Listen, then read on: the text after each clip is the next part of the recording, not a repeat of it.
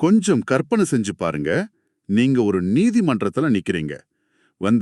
உங்க வாழ்க்கையே புரட்டி போட்ட, உங்களுக்கு ரொம்ப பெரிய வலிய கொடுத்த ஒருத்தர் அந்த குற்றவாளி கூண்டுல நிக்கிறார். ம் ஒரு பயங்கரமான சூழ்நிலை அது. ஆமா. அப்போ நீதிபதி உங்களை பார்த்து, இவருக்கு என்ன தண்டனை கொடுக்கலாம் நீங்களே சொல்லுங்கன்னு கேக்குறார். அந்த நிமிஷத்துல உங்க மனசு என்ன சொல்லும்? கண்டிப்பா அதிகபட்ச தண்டனைய கொடுங்கன்னு தான் நம்ம உள்ளுணர்வு கத்தும். அதுதான் மனித இயல்பு. எக்ஸாக்ட்லி. அதுதான் நியாயம்னு நம்ம மூளை சொல்லும்.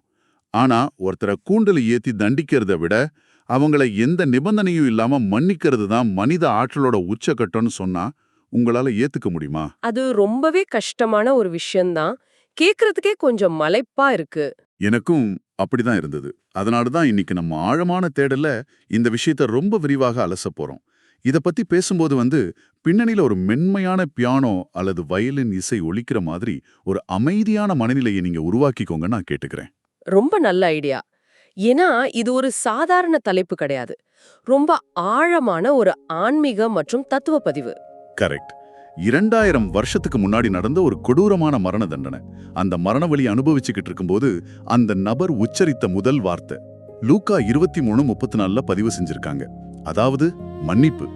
இத பத்தி தான் இன்னைக்கு நம்ம தேடல். சரி, இத கொஞ்சம் விரிவாக பார்ப்போம். பொதுவா உலகம் எப்பவுமே பல்லுக்கு பல், கண்ணுக்கு கண் அப்படிங்கிற நீதியை தானே பேசும். ஆமா, பரிணாம வளர்ச்சியில கூட யாராவது நம்மள அடிச்சா திருப்பி அடிக்கிறது தான் தற்காப்புன்னு நம்ம பழகியிருக்கோம். அப்போ இந்த சிறுவை மரணத்தோட நிகழ்வு மட்டும் ஏன் இவ்வளவு ஆச்சரியமா இருக்கு? அந்த ஆச்சரியத்துக்கு பின்னால் ஒரு மிகப்பெரிய உளவியல் முரண்பாடு இருக்கு. அதாவது மனித மூளையோட அடிப்படை வடிவமைப்பு என்னன்னா, நமக்கு ஒரு ஆபத்து அல்லது வலி வரும்போது அது சண்டையிடு அல்லது தப்பித்து ஓடு, அதாவது ஃபைட் ஆர் ஃப்ளைட் நிலைக்கு தான் நம்மளை தள்ளும். ஓ, அந்த அட்ரினலின் ரஷ்ன்னு சொல்லுவாங்களே அதுவா? எக்ஸாக்ட்லி. அதிலும் குறிப்பா ரோமானியர்களோட சிலுவை மரணம்ங்கிறது சாதாரணமான ஒண்ணு கிடையாது. வரலாற்றை புரட்டி பார்த்தா அது மனிதனை கொல்றதுக்காக உருவாக்கப்பட்ட முறை அல்ல. மனிதனை அதிகபட்சம் சித்திரவதை செய்யறதுக்காகவே வடிவமைக்கப்பட்ட ஒரு கொடூரமான தொழில்நுட்பம். கேட்கவே பயமா இருக்கு. ஆமா, கைகளிலும் கால்களிலும் ஆணிகள் அடிக்கப்பட்டு ஒவ்வொரு மூச்சுக்காகவும் உடலை மேலே தூக்க வேண்டும். அந்த சமயத்துல மூளைக்குள்ள அட்ரினலின், கார்டிசால் மாதிரியான அழுத்த ஹார்மோன்கள் பெருக்கெடுத்து ஓடும். அந்த உச்சக்கட்ட உடல் வேதனையின் போது எந்த ஒரு மனிதனுக்கும் வரக்கூடிய ஒரே உணர்வு என்னவாக இருக்கும்? கோபம், எரிச்சல், அப்புறம் பழிவாங்கும் எண்ணம்.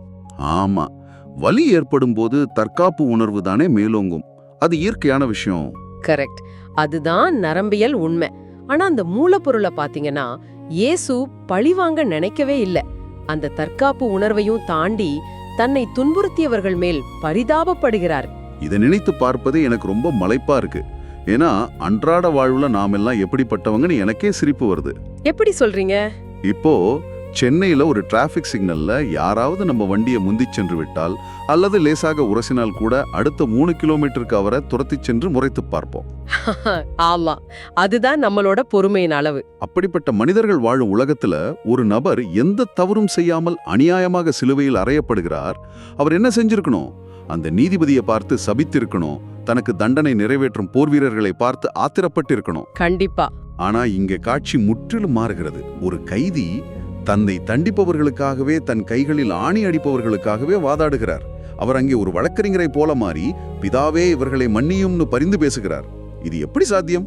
அந்த பரிந்துரை தான் இந்த மூலப்பொருளோட மிக முக்கியமான அம்சம். அந்த பழிவாங்கும் உணர்வுங்கிறது ஒரு சங்கிலி தொடர் மாதிரி.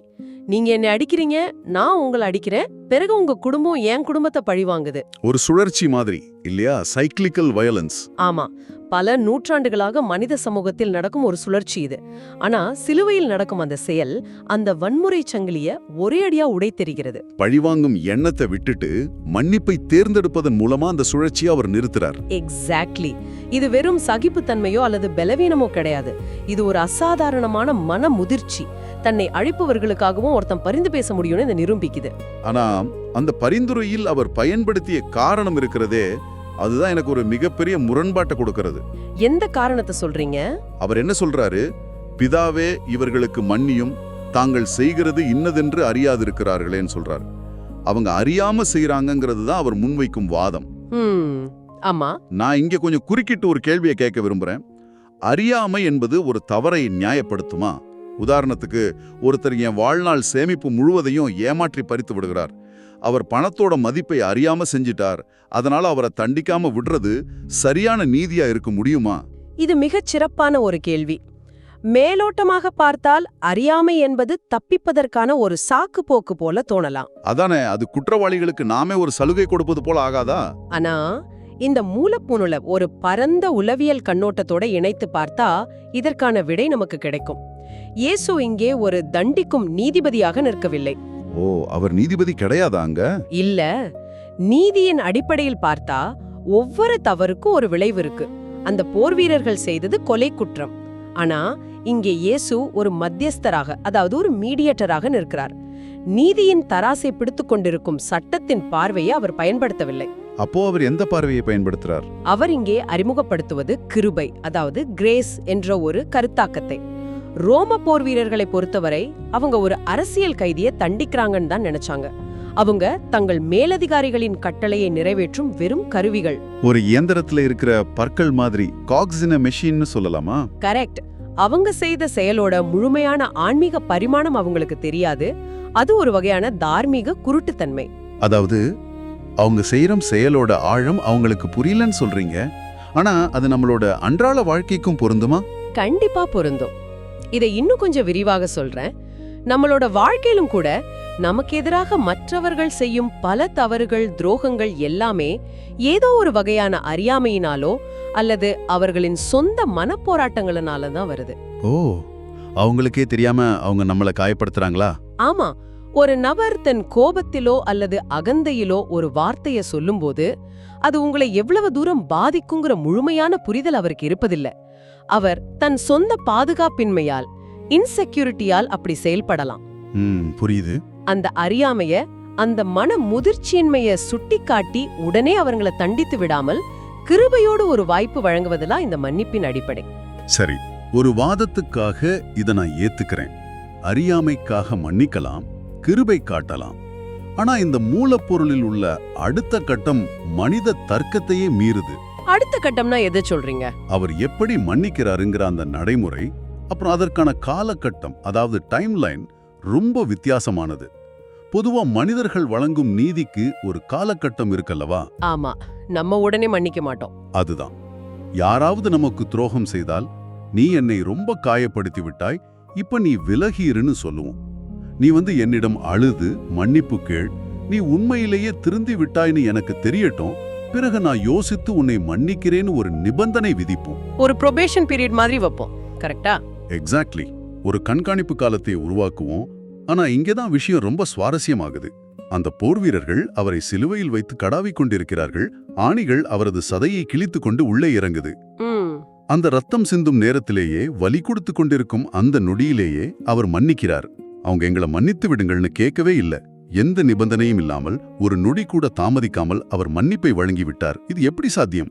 நிஜமாவே இது ஒரு வியப்பான விஷயம்தான். இது ஒருவரை மிதியடியாக, அதாவது டோர்மேட்டாக மாற்றி விடாதா? அவங்க தப்பு செஞ்சுக்கிட்டே இருப்பாங்க, நம்ம மன்னிச்சுக்கிட்டே இருக்கணுமா?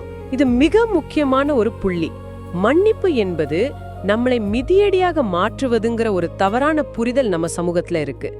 ஆனா மூலப்பொருளில் சொல்லப்பட்டுள்ள இந்த உடனடி மன்னிப்பு என்பது எதிரிக்கான சலுகை அல்ல, அது தனக்கான விடுதலை. ஓ, தப்பு செஞ்சவங்களுக்கான விடுதலை கிடையாதா இது? இல்ல, மன்னிக்கிறவங்களுக்கான விடுதலை. இத ஒரு உளவியல் கோணத்துல பார்ப்போம். நாம ஏன் ஒருத்தரை மன்னிக்கணும்? அவங்க திருந்திட்டாங்கங்கிறதுக்காக மட்டுமா? இல்ல, கசப்பு உணர்வு, அதாவது பிட்டர்னஸ் என்பது நமக்குத்தான் பாரம். ஆமா, கோவத்தை மனசுக்குள்ளேயே வச்சுக்கிறது. நீங்க ஒருத்தரை மன்னிக்க மறுத்து அவங்க மீதுள்ள கோபத்தையும் வன்மத்தையும் மனதிற்குள் சுமந்து கொண்டிருக்கும் போது அந்த நபர் உங்கள் மனதை கட்டுப்படுத்துகிறார்னு அர்த்தம். அவர் மன்னிப்பு கேட்கும் வரை உங்கள் நிம்மதியை அவர் கையில் அடகு வச்சுட்டீங்க. இதை நான் இப்படி புரிஞ்சு கொள்ளலாமா? இப்போ நம்ம ஸ்மார்ட் போன்களை பயன்படுத்துறோம். சில சமயம் நம்ம போன்ல பேட்டரி மிக வேகமா தீர்ந்து போகும், போன் சூடாகும். என்னன்னு பார்த்தால் பின்னணியில நம்ம பயன்படுத்தாத பல அப்ளிகேஷன்ஸ் ஓடிக்கொண்டிருக்கும். ஆமா, பேக்ரவுண்ட் ஆப்ஸ். அவை நம்ம போனோட ஆற்றலை திருடி கொண்டிருக்கும். கோபத்தையும் கசப்பையும் மனதிற்குள் வச்சிருப்பதும் இப்படிப்பட்ட ஒண்ணுதான்னு நான் நினைக்கிறேன். நமக்கு துரோகம் செய்த நபர் எங்கோ நிம்மதியாக தூங்கிக் கொண்டிருப்பார். கண்டிப்பா. ஆனா நாம அவரை பற்றிய நினைவுகளையே பின்னணியில் ஓட விட்டு நம்மளோட உணர்வு பூர்வமான பேட்டரியை நாமே காலி செய்து கொண்டிருப்போம். அந்த பின்னணி செயல்களை ஃபோர்ஸ் குவிட் செஞ்சு நிறுத்துவதுதான் மன்னிப்புன்னு சொல்லலாமா? மிக அருமையான துல்லியமான ஒரு ஒப்பீடு. அந்த பின்னடி செயலிகளை நிறுத்துவது போலத்தான் கசப்பை தூக்கி எறிவதும். அந்த வன்மம் யார அழிக்குது? தவறு செய்தவர்களை அல்ல, அதை சுமந்து கொண்டிருக்கும் நம்மைத்தான் அது சிறுக சிறுக அழிக்குது. நிஜமாவே ரொம்ப ஆழமான கருத்து இது. ஒரு நொடி கூட அந்த பின்னணி செயலியை தன் மனதில் ஓடவிட அவர் விரும்பல. தன்னை துன்புறுத்துபவர்கள் தன் உடலைத்தான் காயப்படுத்த முடியுமே தவிர தன் ஆன்மாவின் அன்பை, தன் மனதின் தூய்மையை அவங்களால் களங்கப்படுத்த முடியாதுன்னு நிரூபிக்கிறார். தாமதிக்காத மன்னிப்பு மூலமா அதை செய்றார். ஆமா, தாமதிக்காத மன்னிப்பு என்பது நீ என்னை என்ன வேண்டுமானாலும் செய், ஆனால் என் மனதை நான் தான் கட்டுப்படுத்துவேன், நீ அல்லன்னு சொல்வதற்கு சமம். இது ஆழமான ஆனா மிக கடினமான ஒரு செயல். சரி, இதற்கெல்லாம் என்ன அர்த்தம்? 2000 ஆண்டுகளுக்கு முன்பு நடந்த ஒரு வரலாற்று நிகழ்வாகவோ அல்லது ஒரு இறையியல் புத்தகத்தில் உள்ள போதனையாகவோ இதை நாம சுருக்கிக் கொள்ள முடியாது. கண்டிப்பா முடியாது. இது நம்ம அன்றாட வாழ்க்கைக்கு தேவையானது. இப்போ இந்த கருத்துக்களை கேட்டுக்கொண்டிருக்கும் உங்களிடம், உங்களிடம்தான் நான் நேரடியாக கேட்கிறேன். உங்களுடைய தனிப்பட்ட வாழ்க்கையில் இதை எப்படி பொருத்தி பார்க்க போறீங்க? இது ஒரு முக்கியமான சுய பரிசோதனை. உங்கள் குடும்பத்தில், உங்கள் அலுவலகத்தில் அல்லது உங்கள் நண்பர்கள் வட்டத்தில் உங்களை மிகவும் காயப்படுத்திய ஒருவரை இப்போ நினைத்து பாருங்க. ஒருவேளை அவங்க உங்க நம்பிக்கையை துரோகம் செய்திருக்கலாம், உங்களுடைய உழைப்பை திருடி இருக்கலாம், அல்லது உங்களை பற்றி பல அவதூறுகளை பரப்பி இருக்கலாம். ஆமா, அவங்க எந்த உறுத்தலும் இல்லாம சந்தோஷமா வாழ்ந்துகிட்டு இருக்கலாம். அதுதான் வழியே. அவங்க உங்களை நினைத்து ஒரு துளி கூட வருத்தப்படாமல் தங்கள் வாழ்க்கையை வாழ்ந்து கொண்டிருக்கலாம். இப்ப சொல்லுங்க, அந்த நபர் செய்த தவறை நினைத்து நினைத்து உங்களை நீங்களே வருத்திக் கொள்வது உங்களுக்கு எவ்வளவு பெரிய மன அழுத்தத்தை தருது? அந்த மன அழுத்தத்திலிருந்து விடுபட இந்த நிபந்தனையற்ற மன்னிப்பு என்ற ஆயுதம் எப்படி உதவும்னு யோசிக்கணும். இதை நடைமுறைத்து கொண்டு வருவது சாத்தியம்தானா? நிச்சயமாக சாத்தியம்.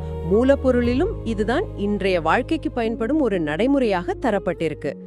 தேவன் நம்மை மன்னித்தது போல நாமும் ஒருவரை ஒருவர் மன்னிக்க வேண்டும் என்பது ஒரு சாதாரண அறிவுரை அல்ல, அது மன ஆரோக்கியத்திற்கான ஒரு கட்டளை. இது எப்படி சாத்தியமாகும்னு நீங்க நினைக்கிறீங்க? இதை நாம எப்படி சாத்தியப்படுத்தலாம்னா, முதலில் நாமும் பல நேரங்களில் பலருக்கு துரோகம் செய்திருக்கிறோம், அறியாமையில் காயப்படுத்தி இருக்கிறோம் என்பதை உணர வேண்டும். அந்த சிறுவையின் தத்துவத்தில் ஒரு மாபெரும் நம்பிக்கை இருக்கு. என்ன நம்பிக்கை அது? நாம எவ்ளோ பெரிய தவறுகள் செய்திருந்தாலும் அங்கே நமக்கு மன்னிப்பு உண்டுங்கிற ஒரு புரிதல், நாமே பல நேரங்களில் கிருபையை பெற்றுக்கொண்டுதான் வாழ்கிறோம்ங்கிற அந்த மனமாற்றம் நமக்குள் நிகழும்போது பிறரை மன்னிப்பது கொஞ்சம் எளிதாகிறது. நமக்கே மன்னிப்பு தேவைப்படுதுங்கிறத உணரும்போது மத்தவங்கள மன்னிக்கிறது ஈஸி ஆயிடுது. எக்ஸாக்ட்லி. அந்த மன்னிப்பை நாம் முழுமையாக உள்வாங்கும் போதுதான் குடும்ப உறவுகளில், நண்பர்களிடம் உள்ள கசப்புகளை நம்மால் அகற்றிவிட முடியும். நம்மை சுற்றி இருப்பவர்களின் சிறு சிறு தவறுகளை, அவர்களின் அகந்தையை, அவர்களோட அறியாமையை உணர்ந்து கிருபையோடு அவர்களை அணுக முடியும். ஆனா அப்படி மன்னிக்கிறது அவங்க தப்பை ஏத்துக்கிற மாதிரி ஆகாதா? மீண்டும் சொல்றேன், மன்னிப்பு என்பது சமரசம் அல்ல.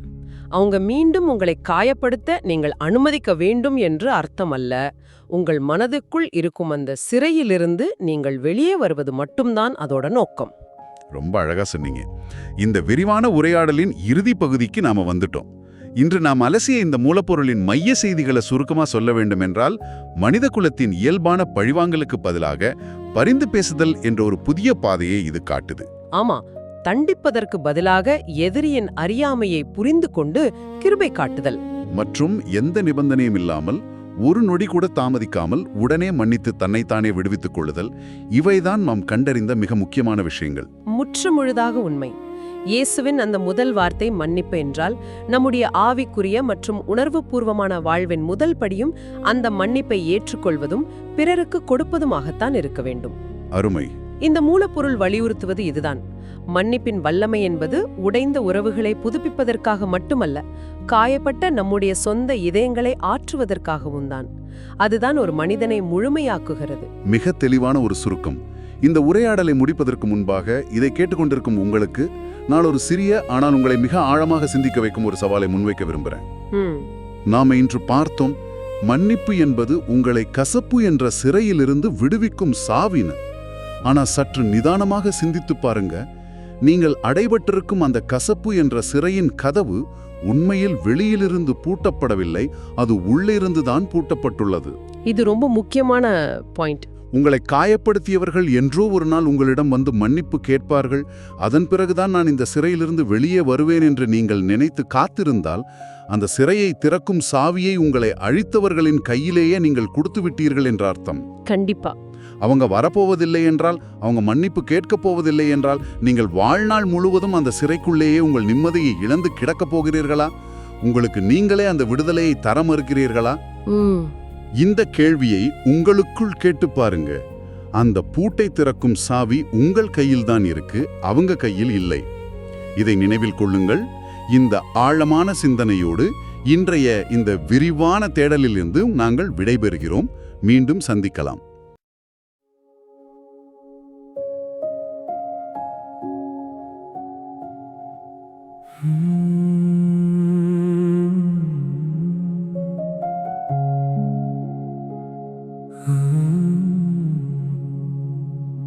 அன்புள்ள பரலோக பிதாவே, கல்வாரி சிலுவையில் நீர் மொழிந்த அந்த முதல் வார்த்தைக்காக உமக்கு நன்றி செலுத்துகிறோம். இவர்களுக்கு மன்னியும் என்று நீர் வேண்டிய அந்த மகா பெரிய அன்பு இன்றும் எங்களை அரவணைக்கிறது. ஆண்டவரே, எங்கள் அறியாமையினால் நாங்கள் செய்த பாவங்களை மன்னியும். மற்றவர்கள் எங்களுக்கு செய்த தீமைகளை நீர் எங்களை மன்னித்தது போல நாங்களும் மனதார மன்னிக்க எங்களுக்கு பலன் தாரும்.